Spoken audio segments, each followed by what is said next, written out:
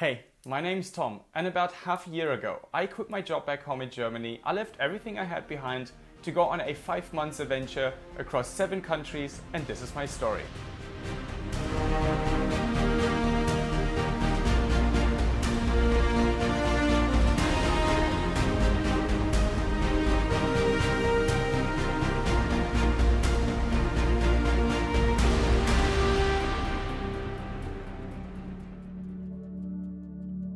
In the last episode, I enjoyed the incredibly picturesque landscape of Otago. I travelled over the unreal looking Lindis Pass to Wanaka, where the Royce Peak Trek and the Wanaka Tree awaited me.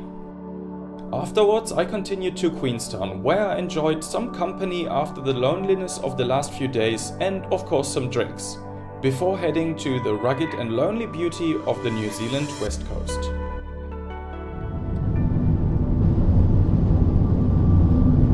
The drive from Queenstown to Franz Josef only took about 3 hours, and yet I felt like I had travelled thousands of kilometers to a completely different country.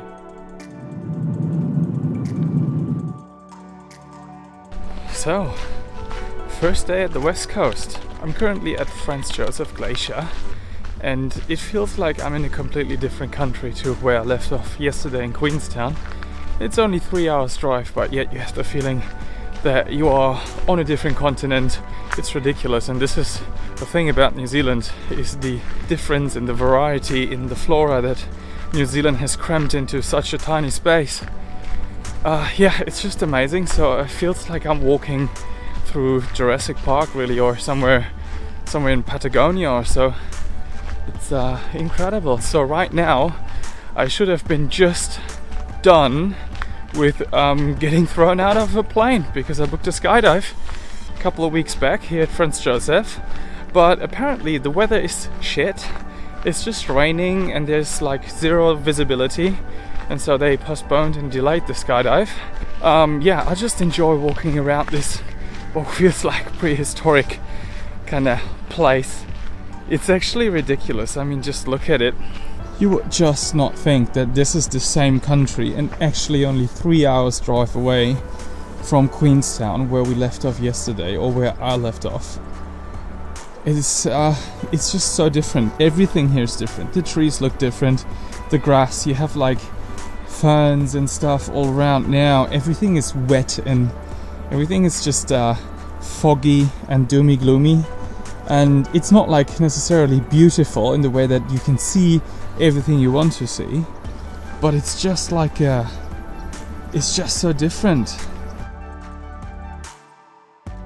I walked around and enjoyed nature for a while, and then it looked like it was finally time for the skydive.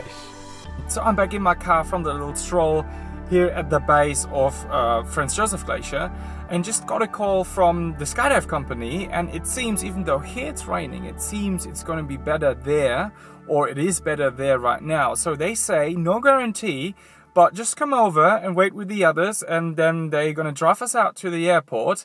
And it seems finally it's going to be happening after 4 hours of waiting or so. And I'm really excited for skydive, and then see whether it's really be happening. While I was filming the preparations for the skydive, I already had in mind how dramatic music and the original voice of the instructor would work great together, and how I could include the interaction between other people that was missing in my videos so far. And then, for whatever reason, my camera decided to not include sound for any of the skydive videos. I can smell the failure! And shout out to the Skydive Franz Josef team. They did a great job in instructing us in a safe but entertaining way. The skydive was an insane feeling, and I can only encourage anyone to do it at least once in their lives. As I was too cheap to book the camera package for the jump, I couldn't film anything really. However, it must have looked like this footage, which was filmed when I did my second jump just a few weeks later. Still pumped from my first skydive, I returned to the bottom of Franz Josef Glacier the next day to do the Roberts Point trek before heading further north along the west coast. The walk is supposed to offer you great views and to bring you really close to the actual glacier. On my way, I realized that I had been alone again for the first time after my days in Queenstown. have to say, coming here from Queenstown not only is a big shift in landscape, but also first day in Queenstown it was always too much for me. Like, it was very loud, so it's the party town. But in the end, Queenstown has something about it. Like, I didn't want to leave. I extended one day in Queenstown, and I really didn't want to leave because it was just a great group of people in my hostel room. So Danielle, Rod, Pam, it was just the four of us in the hostel room. Felt like a class trip. It was really nice. Actually did a day trip to the place where they filmed Isengard, or which is the Isengard scenery in the Lord of the Rings movies, with Danielle. It was great. She's roughly on the same itinerary as I am, so we might catch up later. But yeah, now I'm like on my own again, and while I'm much like this, I'm like, it was cool doing the day trip with her and having someone that you can share like the stuff that you do with. But yeah, now it's back to me and my car. A highlight of the trek are the long suspension bridges that have to be crossed. Spoiler, not for people with fear of heights. At the end of the trek, you're supposed to have a close-up view on Franz Josef Glacier. Due to the weather, there was not much to see of the glacier, so I wasted no time and made my way to Hokitika.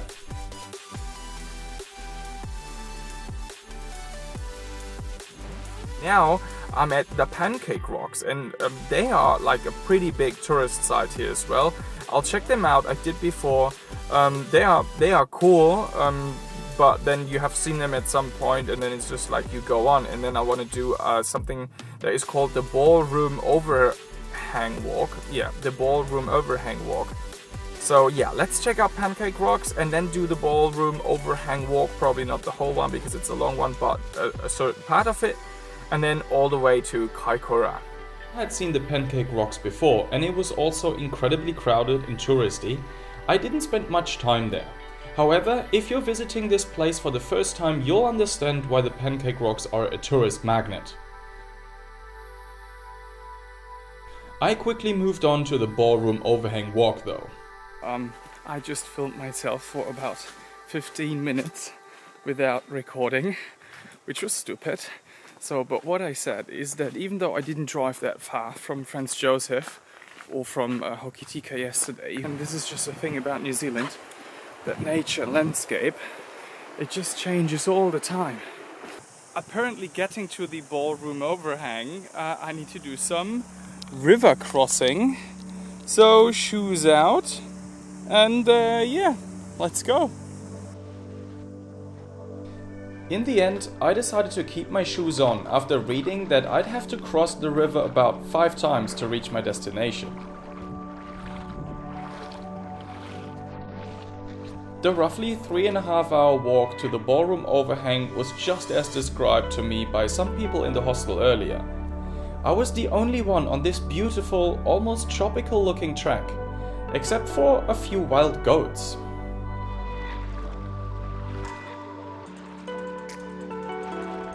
So this is starting to look pretty insane already, and we aren't even there. It's still 25 minutes to go, but already have somewhat of an overhang here. And yeah, it gets more and more tropical. Absolutely beautiful. Okay, so this is it. This is the Ballroom Overhang, and it's in fact huge. It's just as huge as a ballroom.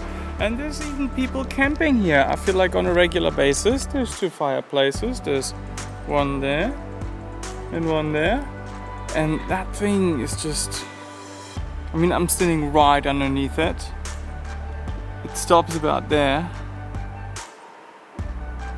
This is it. This is freaking huge. Thought about making a fire actually. I've got a lighter with me. Because my feet are very cold. I just left my shoes on because there were so many river crossings. It wouldn't have made sense to take the shoes off every time and then take them on again once the feet are dry and all these things. So I was just like, okay, might as well just leave them on. But now they are cold. Yeah, great place.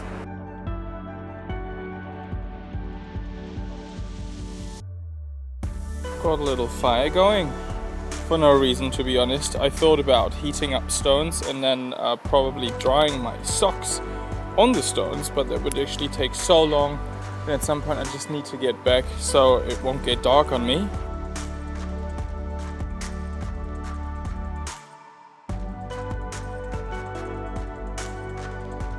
So as much as I enjoy this place and I would just like to stay here, have a little barbecue on my own, I just need to go back because yeah, it's actually quite late and I need to do a bit of driving today.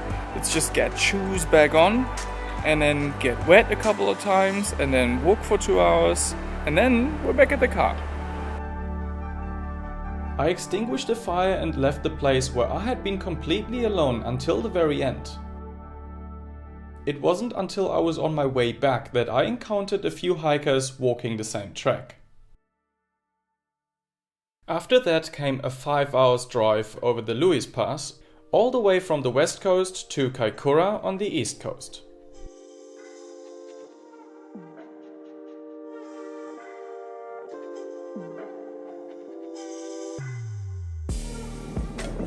That one's just looking at me. It's kind of suspicious that I'm gonna do something to it.